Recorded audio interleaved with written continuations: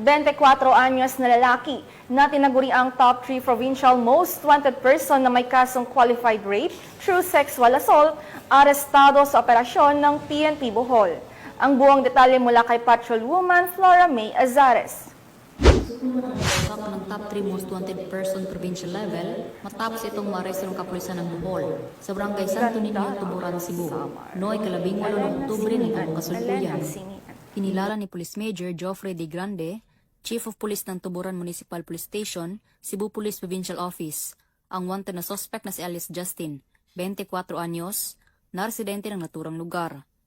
Ayon sa ulat ng mga otoridad, bandang alas 8:20 ng gabi, nang maaresto ng kapulisan ang suspect sa bisa ng warrant of arrest para sa kasong qualified rape through sexual assault na may 200,000 pesos na rekomendadong piyansa.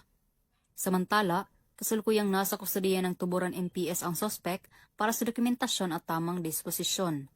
Ang panggagahasa ay tumutukoy sa akto ng sakritang pakikipagtali o paglabag sa dangal ng isang tao sa pamamagitan ng dahas, pananakot o pamimigit.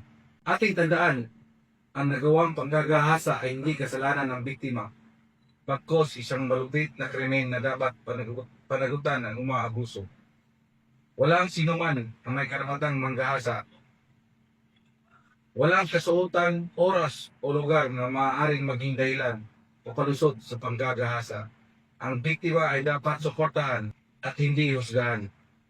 Mula dito sa Central Visayas, ako ay inyong Police News Network Correspondent, Patrolwoman Flora May Azares, alagad ng batas, tagataguyod ng Balitang Pulis.